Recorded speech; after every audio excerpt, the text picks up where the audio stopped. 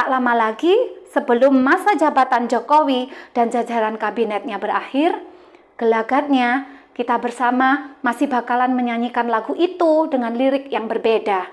Kepala, pundak luhut lagi.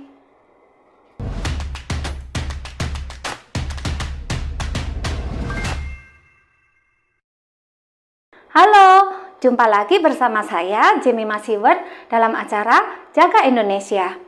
Mendukung Jokowi sebagai Presiden RI adalah salah satu hal yang tidak akan pernah saya sesali dalam hidup ini. Saya justru merasa bangga punya kepala negara seperti Jokowi yang sudah terbukti mampu membangun NKRI hingga disegani di mata dunia. Terlepas dari segala kekurangan dan kelemahan yang pernah dibuatnya, hati kecil saya tahu Jokowi orang baik. Tapi di sisi lain, jujur kadang saya bingung, tak habis pikir, bahkan jengkel dengan beberapa keputusan politik yang diambil Jokowi.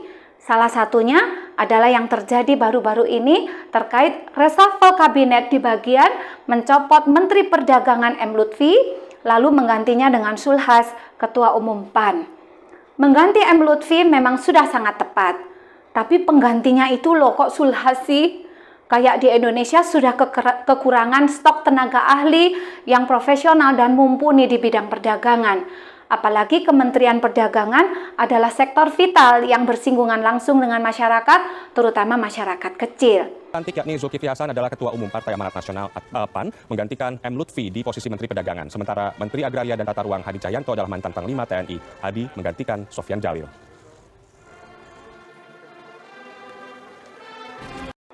Saya menyadari sepenuhnya jika menteri adalah jabatan politik.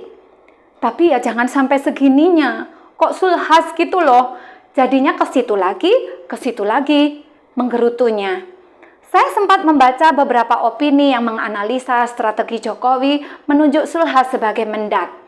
Ada yang berpendapat jika langkah Jokowi memilih Zulhas ini untuk memecah koalisi prematur PKS dan Demokrat hingga hanya tersisa 16% saja, di mana angka tersebut tidak mencapai syarat presidensial threshold 20% untuk pengajuan Capres 2024. Otomatis Anies dan AHY jadi terkunci, tak bisa diusung lagi, begitu katanya. Survei SMRC pada Maret 2022 menunjukkan bahwa duet Gubernur DKI Jakarta Anies Baswedan dan Ketua Umum Partai Demokrat Agus Harimurti Yudhoyono berpeluang memenangkan Pilpres.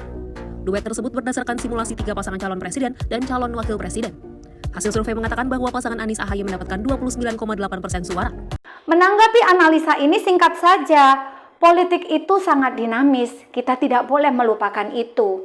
Segala kemungkinan bisa terjadi, termasuk di tikungan terakhir. Jangankan tahun 2024 yang masih 2 tahun lagi. Dalam hitungan detik saja, segala sesuatu di dunia politik kemungkinannya bisa berubah cepat dengan cara yang mengagetkan. Jadi, terlalu prematur juga jika sekarang ini kita sudah menghitung sambil memastikan PKS dan Demokrat sudah terkunci, tidak bisa mengusung si A atau si B di pencapresan 2024 nanti.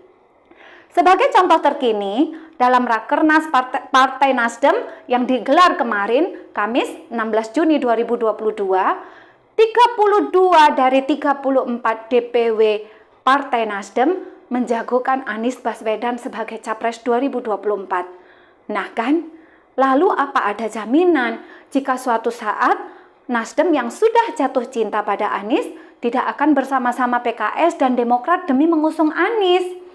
Belum lagi ditambah Yusuf Kalla yang sudah berakar di Golkar ternyata hadir, bahkan memberikan seminar bertajuk Perjalanan Bangsa dalam Kepemimpinan Nasional di Rakernas Nasdem barusan. Ngeri-ngeri sedap kan jadinya? Sama sekali belum ada kepastian apapun, sekalipun kemungkinan analisa memecah koalisi tadi juga tetap bisa saja terjadi. Tapi di sisi lain, kemungkinan Nasdem dan Golkar bersatu dengan PKS dan Demokrat demi mengusung Anies di 2024 nanti masih sangat terbuka lebar kemungkinannya. PKS dan Demokrat memang terkunci di parlemen untuk saat ini, tapi tidak di pencapresan 2024 nanti. Seperti itu bahasa singkatnya menyimpulkan penjelasan di bagian ini. Saya juga sempat membaca analisa preman versus preman. Memang sangat masuk akal dan sangat mungkin terjadi. Tapi yang harus kita garis bawahi bersama adalah preman itu bukan orang baik-baik. Saya ulangi lagi sekali lagi. Preman itu bukan orang baik-baik. Kelakuan preman itu tega mengorbankan orang lain demi mengutamakan kepentingan pribadinya sendiri. Lalu, preman dari kasta yang lebih tinggi diminta menangani preman dan mafia yang selama ini sudah ada di sektor perdagangan Indonesia.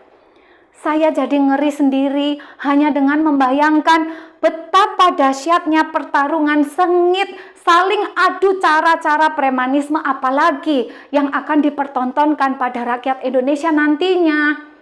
Jadi, sepositif apapun harapan kita pada preman, tetap ujung-ujungnya rakyat juga nantinya yang akan jadi korban, terutama rakyat kecil, mengingat sektor perdagangan memang memegang peran yang sangat vital.